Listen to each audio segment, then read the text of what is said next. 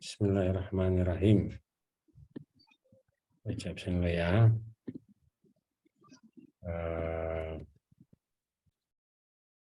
Iqbal Nur. Enggak ada. Agung Effendi. Hadir Ustaz, hadir Iqbal. Iqbal hadir. Agung. Liv. Agung hadir. Dede.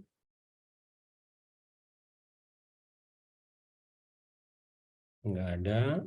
Saha. Tidak hadir. Ade Radar. Tidak. Hadiroh. Hadiroh. Afifah Fatin. Hadiroh. Hadiroh. Oke. Jadi sama Salal tidak masuk ya. Kemudian Firda. Hadiroh Ustaz. Muhammad Arif Firmansyah. Hadir Pak. Hadir. Andi Setiawan. Belum. Muhammad Fajril. Hadir Pak. Fahri Harizona. Muhammad. Hadir Ustaz. Nur Faiza Pasha. Tidak ada. Fadilah Farid Hakim. Tidak hadir. Imran Rifai. Hadir Ustaz. Baik. Save. Ini juga saya save ya. Tadi saya lihat Dede ada, tapi kok nggak bilang hadir ya. Anyway. Alhamdulillah ini ada Dede Abdul Rahman, tapi dipanggil nggak muncul. Mungkin tidak. Silakan dinyalakan ininya, kameranya. Alhamdulillah, salatu wassalamu ala rasulillah wa ba'du. Kita sebelum membahas tentang hadis sebagai sumber ilmu pengetahuan, kita akan membahas dulu Al-Quran. Bagaimana Al-Quran menjadi sumber ilmu pengetahuan. Oke. Bismillah, alhamdulillah, salatu wassalamu ala rasulillah wa ba'du. Kelihatan ya di sana ya? Ada. Oke. Baik. Langsung kepada di sini Al-Quran dan ilmu pengetahuan. Oke. Ini judulnya tentang Al-Quran dan ilmu pengetahuan.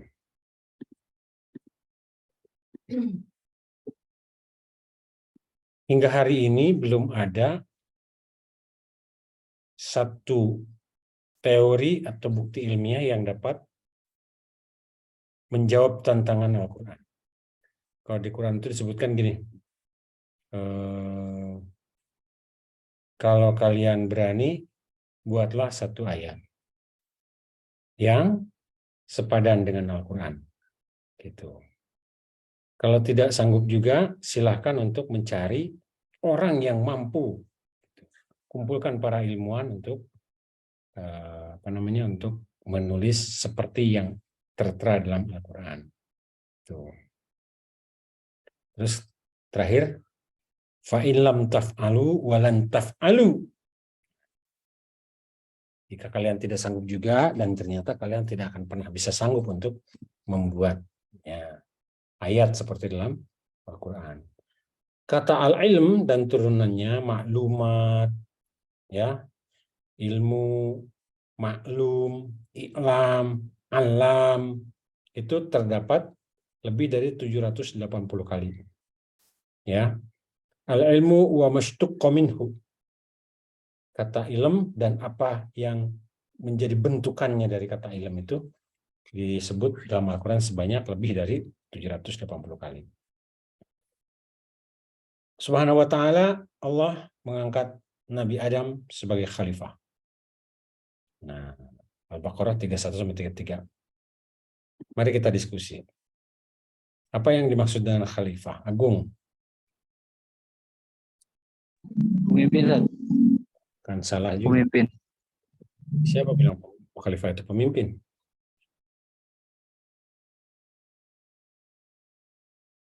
Fajril, apa itu arti khalifah?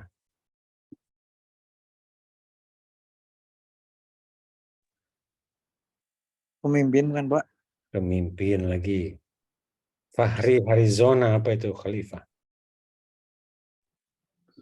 Pemimpin itu. Nah, gitu masih pemimpin. Arif, Pengganti yang menjadi pemimpin, Ustaz. pengganti dari kata khalf. Khalf itu artinya belakang. Pengganti. Ya, khalfun apa Ya. artinya wara. Khalifah adalah ketika yang depan tidak ada, maka yang belakang menjadi maju. Itu disebutkan khalifah.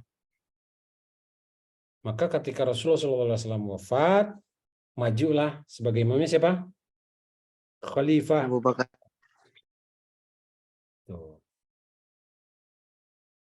Iqbal, Ya Ustaz, apa maksudnya Nabi Adam sebagai khalifah? ini apa untuk mengurus bumi Ustaz? Nah, dia akan menggantikan posisi orang-orang atau makhluk-makhluk yang sebelumnya yang menciptakan perdamaian di muka bumi. Kan gitu. Khalifah. Balik lagi ke Agung. Agung, apakah Sayyidina Umar itu juga khalifah? Iya, Ustaz. Setelah Abu Bakar.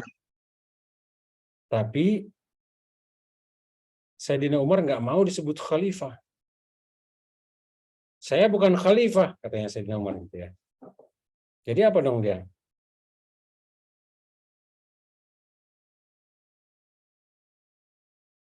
Kalau dia bukan khalifah apa dong? Khadimul Ummah. Khadimul Ummah. Fazril.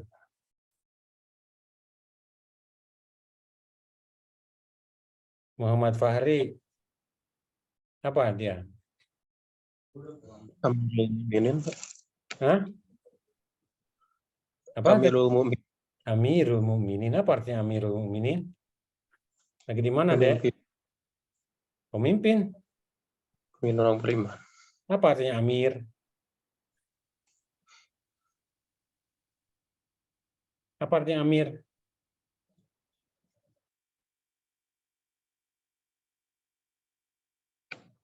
Rip, apa artinya Amir, Rip?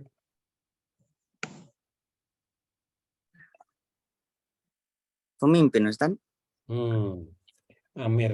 Kalau pemimpin itu, penyuruh itu namanya Amir. Alladzi ya'mur amara ya'muru fahuwa amirun. Tapi kalau Amir, itu kayak qatil. Ala wazni fa'il. Itu artinya maf'ul. Apa artinya maf'ul? Pesuruh.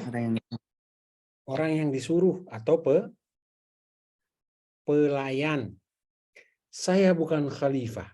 Saya adalah pelayan bagi orang-orang yang beriman. Amirul Mukminin. Bukan Amirul Mukminin. Yang memerintahkan orang beriman siapa? Allah. Tapi kalau Amirul Mukminin, saya melayani kebutuhan semua orang-orang beriman. Itu.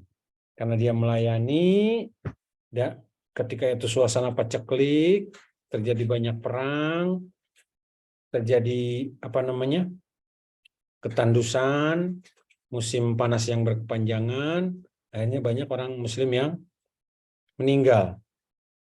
Tapi di berbagai tempat ekspansi Islam semakin jauh, semakin luas, gitu ya. Di Mesir, di Spanyol itu zamannya Umar Ibnu Khattab.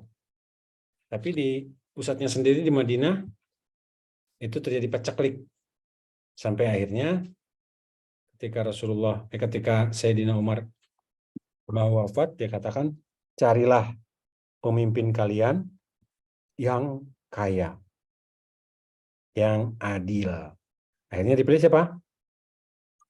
Utsman bin Affan, karena dia salah satu sahabat yang kaya. Itu ceritanya. Oke?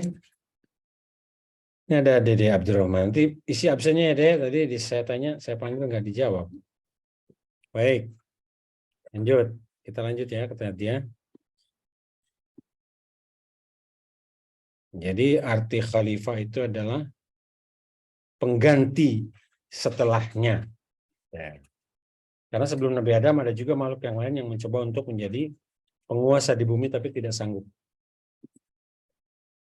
Laqad aradna, ya. Summa aradna apa laqad aradna saya lupa. Summa aradna as-samawati wal ard wal jibal fa abaina ayyahmilnaha wa hamalaha al-insan wa kana al-insanu zaluman jahula. Nah, itu ayatnya. Oke, manusia memiliki derajat paling tinggi di sisi Allah Subhanahu wa taala adalah manusia yang memiliki iman dan ilmu. Iman dan ilmu. Quran surat Al-Mujadilah ayat 4. Karena iman membawa manusia pada ketinggian ya akhirat, fil akhirati hasanah, dan ilmu membawa dunia pada ketinggian dunia, fid dunya hasanah. Surat Al-Baqarah ayat 121 122. Minhum man yaqulu rabbana atina fid dunya wa fil akhirati min khalaq wa minhum man yaqulu rabbana atina fid dunya hasanah wa fil akhirati hasanah wa qina adzabannar. Nah itu Al-Baqarah. Syarat manusia yang berhak diangkat menjadi pemimpin dalam Islam ada dua hal, yaitu yang tinggi fisiknya sehat, surat Al-Baqarah 241 menunjukkan betapa tinggi penghargaan Islam. Ini fisik bukan tinggi jangkung ya, ilmunya yang tinggi, bukan fisiknya yang tinggi. Fisik sehat nggak penting itu tinggi ataupun pendek, tapi kalau dia sehat, dia punya jiwa dan raga yang prima, maka dia akan berpikir dengan sempurna. Ya, gitu. Jadi dalam Islam itu ada namanya nilai-nilai ilmu dan nilai-nilai kesehatan yang perlu diperhatikan. Oke, nanti dibaca aja nih banyak ya. Ada hadis, ini ilmu di sisi Allah. Melalui wahyu, ya, kepada Rasul, kemudian ayat qauliyah, kemudian fungsi. Tolong dong, apa lagi ngajar nih? Ngobrol di kamar aja. Ayat qauliyah, sini ada Quran surah 97 ayat 1, kemudian fungsi sebagai pedoman hidup. Wahyu itu sebagai pedoman hidup ya. Hanya disampaikan kepada para rasul. Kemudian kebenaran mutlak. Nah, ini kebenaran mutlak hakiki. Kenapa? Karena kebenaran al-haqqu mir rabbika fala takunanna minal mumtarin. Ilmu juga bisa melalui ilham, di mana Allah berikan langsung kepada manusia sesuai dengan tingkatan maqamat ya. Ada yang dekat dengan Allah, ada sebutnya fafahamnaha Sulaiman wa alamnahu san'ata labusin lakum lituhsinakum. Itu ya. Baca nanti ayatnya nih, Quran surat 5 ayat 111. Jadi ada yang contohnya ilham juga seperti para wali yang Allah berikan ilmu itu kepada kekasih-kekasih Allah, para aulia. Kemudian ada juga ilmu itu melalui proses pencarian, inquiry, atau proses belajar. Manusia yang belajar, ayat-ayat kauniyah. Kauniyah itu adalah ayat-ayat tentang tanda-tanda di muka bumi ini dengan melakukan penelitian, melihat, memperhatikan, gitu ya. Oh, jadi begini, oh jadi begitu, dengan percobaan-percobaan. Itu ayat kauniyah namanya. Kemudian fungsi memakmurkan kehidupan itu manfaat daripada ilmu yang didapat itu dan menjadi kebenaran yang semu atau relatif. Nah, di sini ada kebenaran mutlak, di sini ada kebenaran yang relatif. Kata ini benar, kata itu benar, sehingga diperdebatkan menjadi proses perdebatan sintesis mencari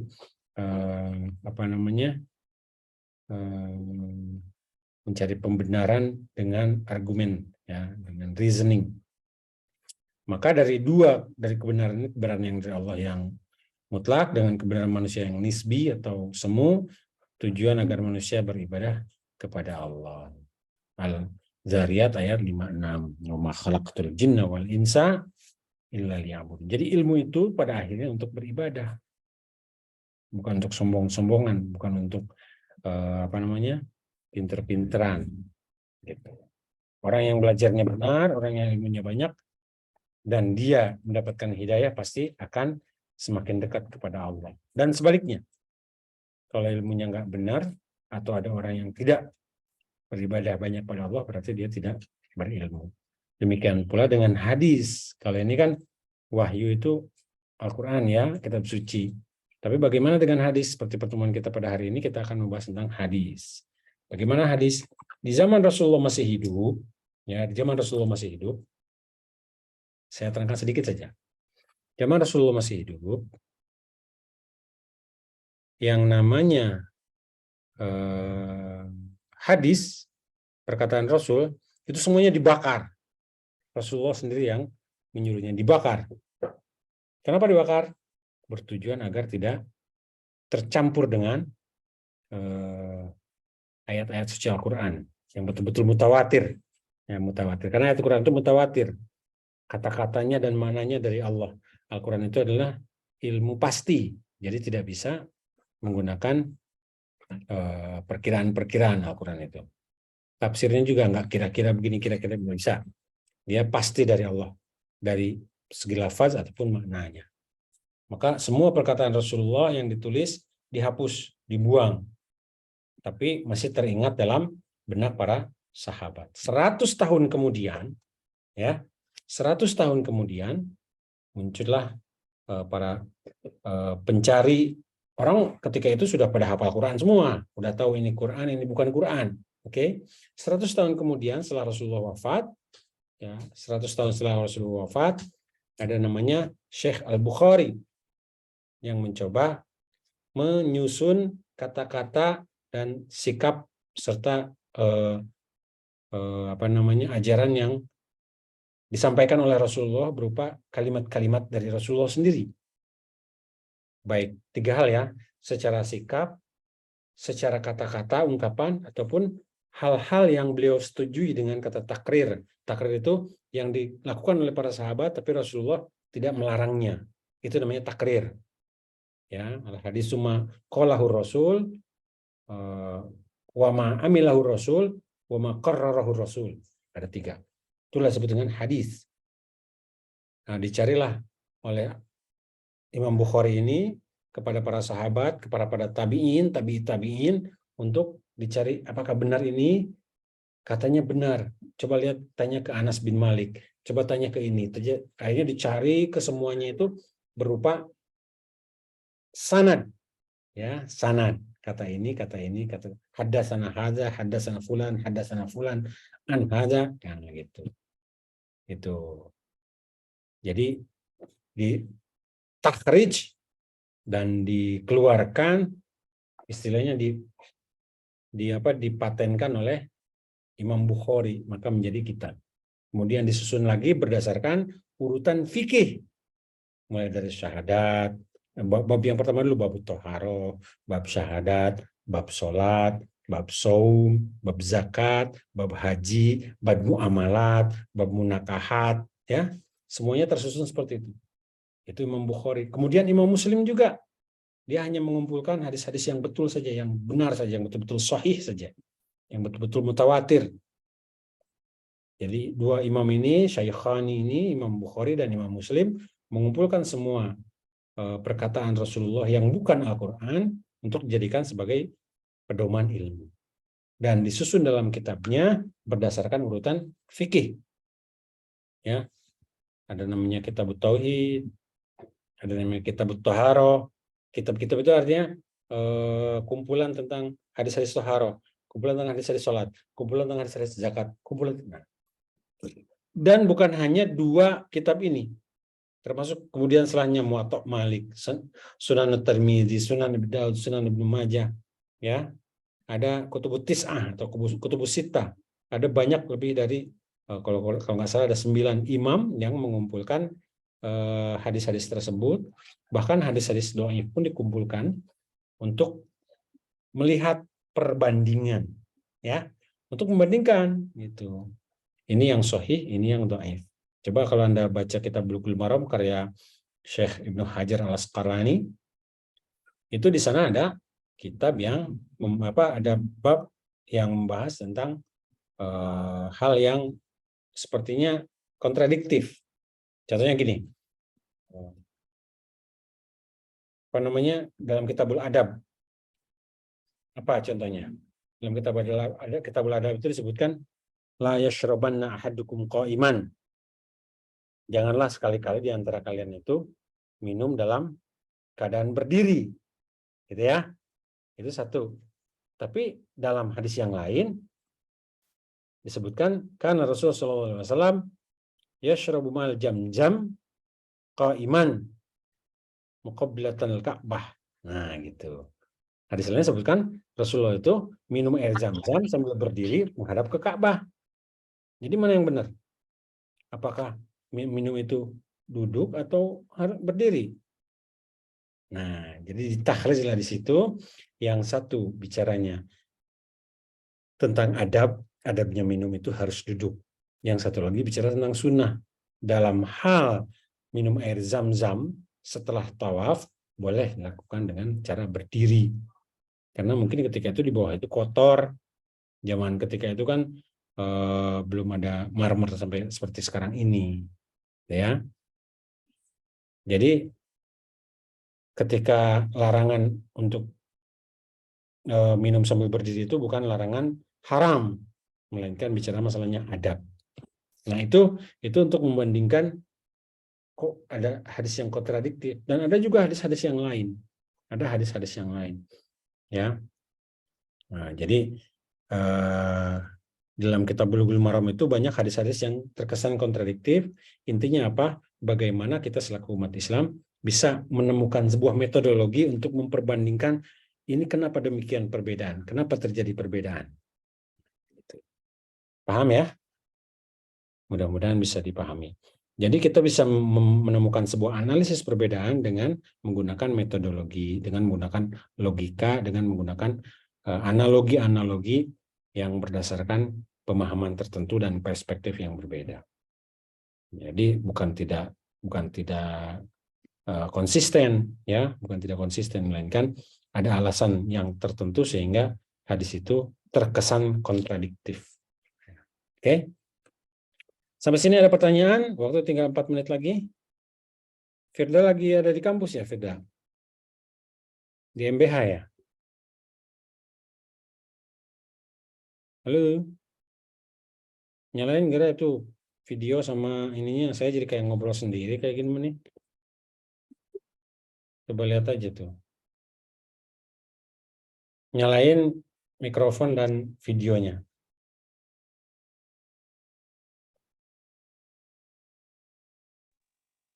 Ada pertanyaan? Tidak? Fajril? Fahri? Iqbal? Ya Ustaz. Ada pertanyaan? Jadi seberapa jauh pemahaman kita tentang hadis, maka sejauh itu pula kita akan merujuk hadis sebagai sumber ilmu pengetahuan. Karena setelah Al-Quran, kita memiliki hadis sebagai rujukan. Tapi bagaimana kita akan merujuk hadis kalau hadis sendiri itu tidak kita baca? Pertanyaannya, nih pertanyaan, saya nanya deh sama Firda lah. Firda,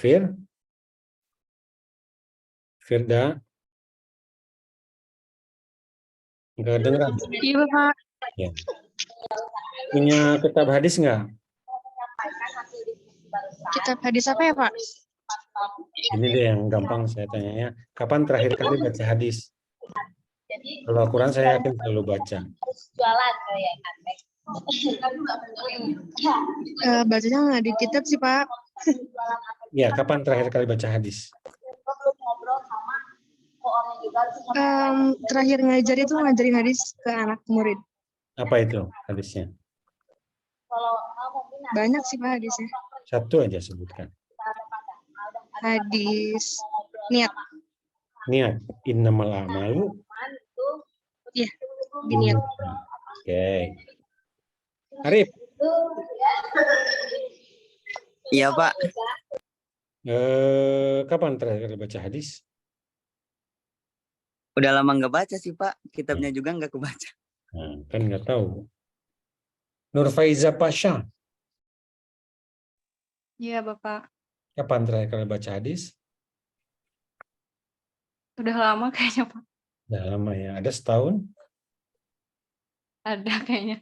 Insyaallah. Dede Abdurrahman, Nah, Ustaz, kapan terakhir baca hadis? terakhir baca hadis sebelum libur. Nah. Ya, Ustaz, sebelum libur. Sebelum libur. Sebelum libur kemarin. Ya, berarti bulan Apa itu? puasa, Ustaz. Bulan puasa. Hadis apa itu? Hadis tentang silaturahmi, Ustaz. Pas Contohnya, mau ini apa ngisi tausiah, ceramah di anak-anak. alhamdulillah kalau yang ngajar, yang ngasih ceramah mesti ketemu tuh. Ya. Man aroda ayub satolahu fi rizkihi wa yunshalahu fi atharihi aliyasil rahimahu. Ada radar.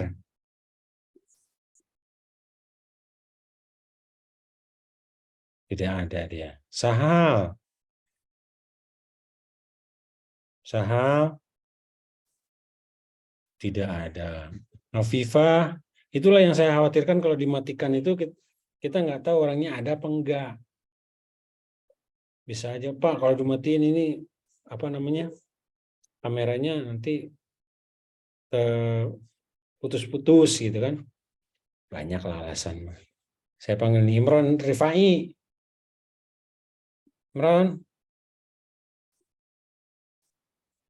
Imron. Tuh, nggak ada juga kan. Ini saya khawatirkan kayak gini kalau apa namanya kalau online tuh kadang-kadang nggak nyambung. Saya Anda kuliah bayar tapi nggak dapat apa-apa. Bukan dari saya ya. Paling enggak ketika Anda datang ketemu dalam pertemuan ini, saya nggak ngasih apa-apa, nggak ada yang saya kasih. Saya nggak ngajar apa-apa, saya nggak bisa ngajar.